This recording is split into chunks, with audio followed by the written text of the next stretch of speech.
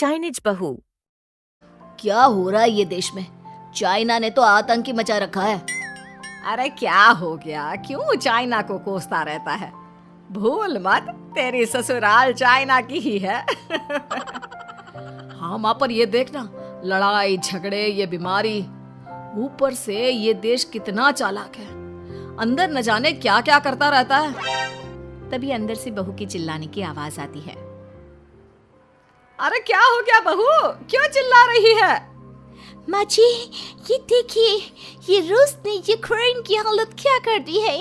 ऊपर से चाइना में डर बड़ा लॉकडाउन लग गया है। माँ जी, अब क्या किया जाए? अरे तो तुम लोगों को क्या परेशानी हो रही है, मैं तो यही नहीं समझ पा रही हूँ। वो क्या है ना माँ, हम लोग चाइना जाने की सोच रहे थे, सांगसू के भाई की शादी है। तो क्या? अरे कौन सा उन लोगों के यहाँ भाई घोड़ी चढ़ता है जो बहन काजल लगाकर नेक लगी? माँ जी, उसकी आंखें बहुत छोटी छोटी है, उसमें या तो पुतली रह सकती है या काजल। साले की पुतली निकाल कर काजल लगा दो, अंधा कहीं का। क्या क्या बोले तुम मेरे भाई के बारे में? अरे नहीं नहीं बहू, वो तो बोल रहा था कि तुझे नेक मिल जाएगा। हाँ, बहन है ना तो उसकी। नहीं नहीं माँ जी, मैं सब समझती, ये मेरे भाई का मजाक बनाते रहते। कितना सीधा है मेरा भाई, बिल्कुल छिपकली जैसा। नहीं नहीं बहू, सीधा गाय जैसा होता है। सही पकड़े हैं माँ जी। हाँ, तो मेरे भाई की शादी है, मैं चाइना जरूर जाऊंगी। अरे नहीं नहीं बहू, तू कहीं ना जा, हम लोगों का मन कैसे लगेगा तेरे बिना। ले बहू, तेरे भाई के लिए ये शॉल रख ले, हमारी तरफ से गिफ्ट कर देना। अरे सब कितने अच्छे हैं, मेरी चाइनीज बहू को कितने प्यार से तुम लोगों ने एक्सेप्ट कर लिया। सच में बड़ी भाग्यशाली हूँ मैं। कैसी बात कर रही है? ये तो हम लोगों के देश की खूबसूरती है कि हर किसी को दिल से अपना लेते हैं, बस वो भी दिल से हमें अपना समझे। कैसी बात कर रही हैं आंटी जी?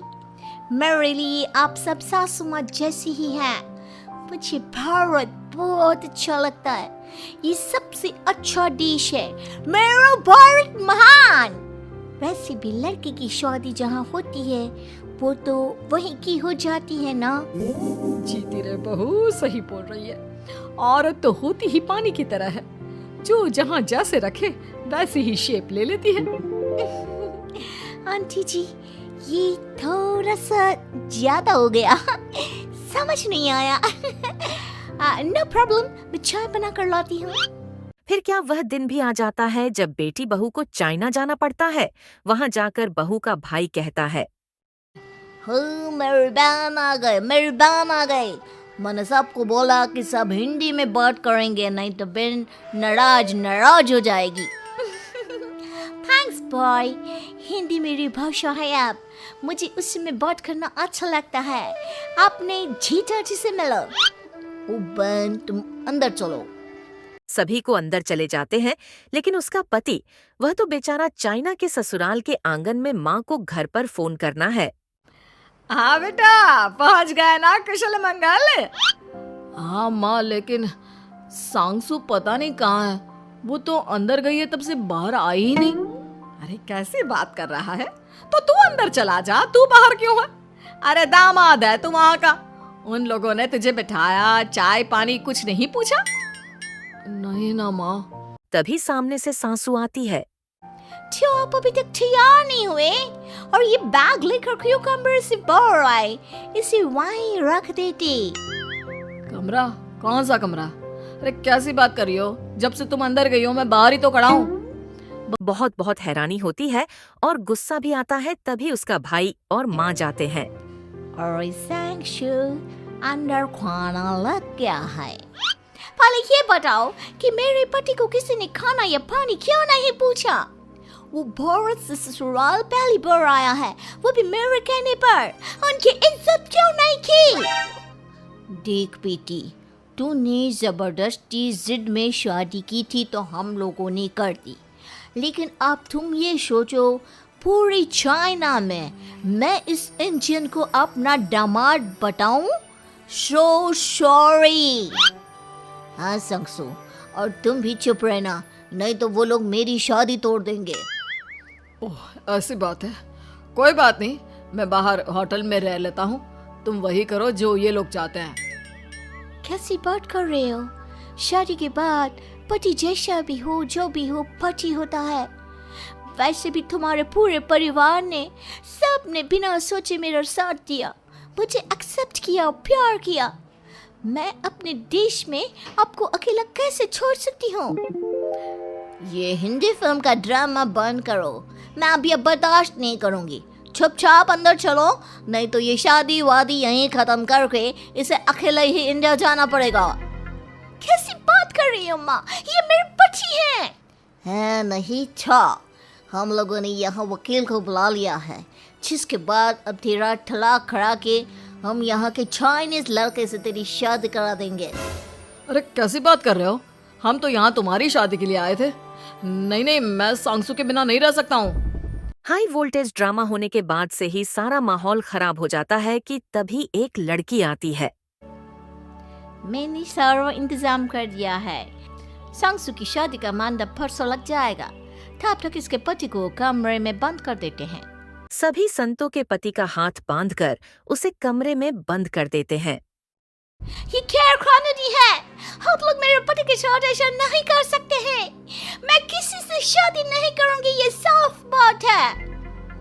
पहले मैं अपनी शादी करूं, फिर तेरी भी शादी करवा दूंगा।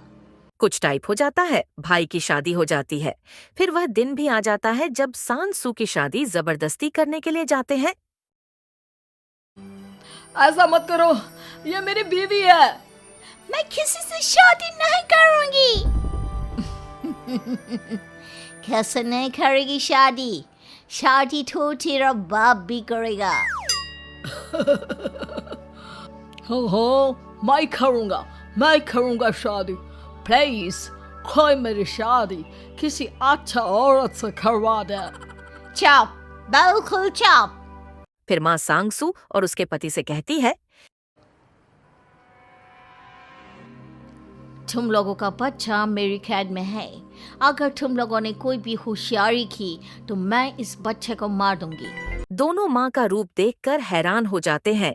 बच्चे की खातिर दोनों शांत हो जाते हैं और शादी की रस्में शुरू हो जाती है कि तभी संग सुखी 7 पुलिस के साथ आ जाती है। माँ, ससुर माँ आ गई, मेरी माँ आ गई। माँ प्लीज हम लोगों को बचाकर वापस ले चलो। पुलिस सभी को गिरफ्तार कर लेती है। बेटी के बच्चे को मारने की धमकी तो कोई चुड़ैल ही दे सकती है। अरे तो ये चुड़ैल ही तो है। ये सही बोल रहे हैं, ये औरत किसी चुड़ैल से कम नहीं है। तभी उन लोगों का बच्चा भी आकर सांसू के गले लग जाता है। माँ, तू सही समय पर आ गई, लेकिन तुझे कैसे पता चला कि यहाँ ये सब हो रहा है?